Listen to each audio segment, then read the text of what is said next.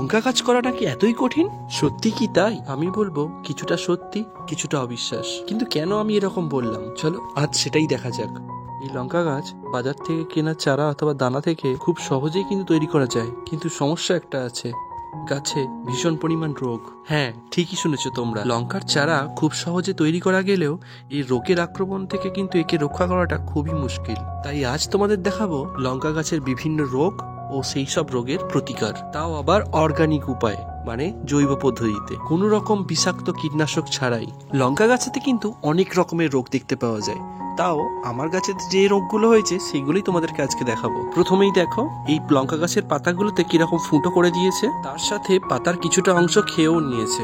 এগুলো আর কিছুই না, এগুলো হলো লেদা পোকা, তোমরা পাতা খেকো শুঁয়া পোকাও বলতে পারো। এগুলোকে কিন্তু খুব সহজেই তাড়ানো যায়। এছাড়াও কখনো কখনো বিভিন্ন প্রকার বিটেলস এসেও কিন্তু পাতা খেয়ে যায়। এবার আসি লঙ্কা গাছের সব থেকে বড় মারণ রোগ। অনেক সময় আমরা দেখি লঙ্কা গাছের পাতাগুলো কুঁকড়ে গিয়ে সেগুলো একদম তুলসী পাতার মতন হয়ে যায়, কতকটা এইরকম। এতে ফুল ফল ভালোভাবে তো কিছু হয়ই না, তার সাথে সাথে গাছটাও কিছুদিন পরে কঙ্কালের মতন দাঁড়িয়ে থাকতে থাকতে একসময় মারা যায়। এই সমস্যা থেকে বাঁচার জন্য অনেক রকম কেমিক্যাল পেস্টিসাইডই কিন্তু তোমরা বাজারে পেয়ে যাবে, কিন্তু আজকে তোমাদেরকে দেখাবো অর্গানিক উপায়। হ্যাঁ, হয়তো তোমরা ঠিকই ভাবছো, এরকম ভাবেই এই রোগাক্রান্ত ডালগুলোকে তোমাদের কেটে ছেঁটে ফেলতে হবে। সেটা কাঁচি দিয়ে করো বা ছুরি দিয়ে, সেটা তোমাদের ব্যাপার। সব থেকে ভালো হয় গাছটাকে ছেঁটে ফেলে সেইগুলোকে পুড়িয়ে ফেলা। আর গাছটাকে মারতে না চাইলে আমার মতন করো, বিশ্বাস করো আমি গ্যারান্টি দিয়ে বলতে পারি তোমরা অবশ্যই সাকসেস পাবে। ঠিক এরকম ভাবেই প্রত্যেকটা রোগাক্রান্ত ডালগুলোকে এক এক করে ভেঙে ফেলবো। তবে আবারও সাবধান করছি, রোগাক্রান্ত গাছ কিন্তু বাড়িতে না রাখাই ভালো। সেক্ষেত্রে অন্যান্য গাছগুলোতেও কিন্তু রোগ ধরার সম্ভাবনা থেকে যেতে পারে। তবে এরপরেও কিন্তু আমাদের একটা গুরুত্বপূর্ণ কাজ করতে হবে, সেটা হলো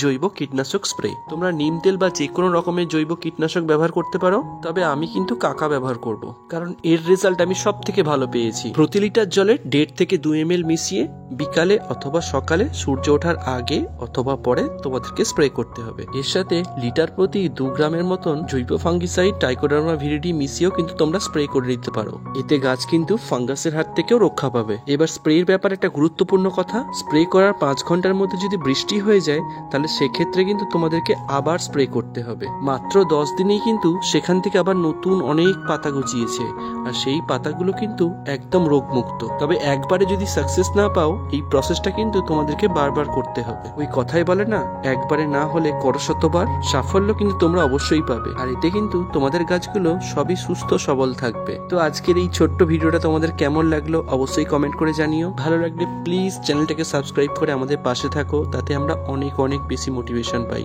দেখা হচ্ছে আবার নতুন ভিডিওতে নতুন এক টপিক নিয়ে। আজকের মতন আসি, টাটা।